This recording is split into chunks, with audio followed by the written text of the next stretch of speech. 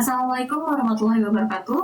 Kami dari kelompok 3 di sini kami akan mempresentasikan rangkaian yang sudah kami buat. Di mana rangkaian yang sudah kami buat itu adalah rangkaian konverter DC ke DC. Yang kami buat di sini adalah rangkaian bus konverter. Nah, di sini kami juga terdiri dari 5 anggota, yaitu adalah Yudi Darmawan, terus kemudian ada Lydia Fitriani, terus kemudian ada Muhammad Nuruli Anwar Salam, kemudian ada Naufal Farul Hanif, kemudian yang terakhir ada Rifki Abdullah. Baik, jadi ini adalah bentuk rangkaian yang sudah kita buat, yaitu rangkaian konverter DC ke DC. Yang dimana di sini kita buat adalah rangkaian bus konverter. Seperti yang kita tahu bahwa rangkaian bus konverter itu tuh merupakan rangkaian yang dapat menaikkan tegangan. Misalnya dari tegangan inputnya 20 volt menjadi 30 volt. Nah, di sini juga kita menggunakan beberapa komponen. Yang pertama tuh ada VDC atau tegangan DC, yang dimana tegangan DC ini dia sebagai sumber tegangannya. Terus kemudian ada measurement volt yang berfungsi sebagai atau untuk mengukur tegangan. Terus kemudian ada display. Display ini fungsinya adalah untuk supaya kita bisa melihat angka dari berapa sih tegangannya, berapa sih arusnya gitu. Tergantung kita masukannya itu kemana gitu. Terus kemudian ada induktor. Induktor ini berfungsi untuk menyimpan energi. Kemudian ada volts generator. Volts generator itu tuh berfungsi untuk mengatur on off dari IGBT. Nah, IGBT sendiri di sini kan dia fungsinya sebagai saklar. Terus ada scope juga. Scope digunakan untuk melihat bagaimana sih bentuk gelombang dari misalkan dari di sini kan disambungkan dengan volts generator, terus kemudian ada juga yang disambungkan dengan measurement volt atau measurement current, yang tujuannya ya untuk melihat gelombang arus dan gelombang tegangannya itu bagaimana bentuknya. Terus kemudian di sini juga ada dioda. Dioda di sini digunakan untuk memblok arus. Jadi nanti kalau misalkan ada arus berlebih itu kan kemungkinan besar itu bisa balik lagi ke sumber. Jadi dioda ini digunakan di sini untuk memblok arus. Terus kemudian ada kapasitor.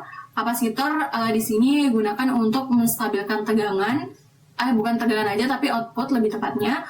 Terus kemudian di sini ada resistor yang berfungsi sebagai beban. Baik, selanjutnya di sini saya akan menjelaskan alur dari rangkaian konverter DC ke DC atau bus konverter ini. Jadi di sini kan terdapat sumber tegangan DC. Nah, sumber tegangan DC ini itu tuh dia bakalan ngalirin memberikan tegangan ke induktor dan juga ke IGBT. Jadi ketika IGBT-nya itu on, yang dimana on off-nya itu diatur oleh volts generator ini, maka si induktor ini bakalan menyimpan energi atau arus, itu tuh dia bakal disimpan di sini. Terus kemudian setelah si IGBT ini off, itu yang dimana diatur dari volts generator ini, maka si induktor bakalan ngalirin atau bakalan ngelepasin energi ataupun arus yang disimpan di sini sebelumnya. Terus kemudian dia masuk ke dioda, yang dimana dari dioda ini dimasukkan lagi ke kapasitor dan juga ke beban. Nah, kenapa di sini kita gunakan dioda seperti yang dibilang tadi bahwa fungsi dioda di sini itu sebagai pemblok arus? Karena kan di sini kita menggunakan kapasitor. Kapasitor sendiri seperti yang kita tahu dia itu menyimpan yang namanya tegangan. Nah, ketika dia menyimpan tegangan, terus nanti pas dia mau melepaskan tegangannya, itu tuh kan kita takutnya ada lonjakan arus karena pasti udah banyak tegangan yang disimpan oleh si kapasitor ini. Jadi kita takutnya ada lonjakan arus, sehingga lonjakan arus tersebut bisa balik ke sumber. Jadi supaya tidak terjadi itu, maka kita gunakan dioda sebagai pemblok arusnya. Nah, terus kemudian di sini kan ada beban juga.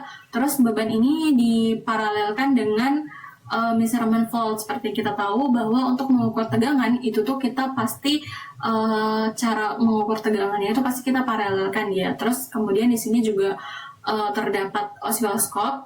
Osiloskop ini untuk melihat tegangan apa bentuk gelombang dari outputnya, misalkan dari arus, tegangan, terus kemudian ada volts generator semacamnya dan lain-lainnya.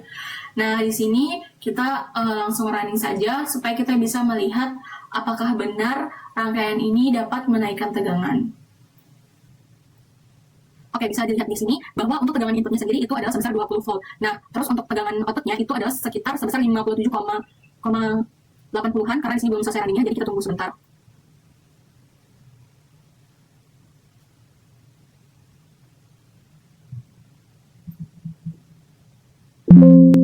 Nah, ini udah selesai runningnya. Tadi kan untuk tegangan inputnya itu sebesar 20 volt, terus kemudian untuk tegangan output yang didapatkan itu adalah 57,93 volt gitu. Jadi benar rangkaian ini adalah untuk menaikkan tegangan gitu, atau bus converter ini untuk menaikkan tegangan. Nah, terus kemudian di sini kita gunakan scope atau oscilloscope yang dimana tujuannya adalah untuk melihat bentuk gelombang dari PWM ini. Kita bisa lihat di sini. Nah, ini adalah bentuk gelombang. Mohon maaf.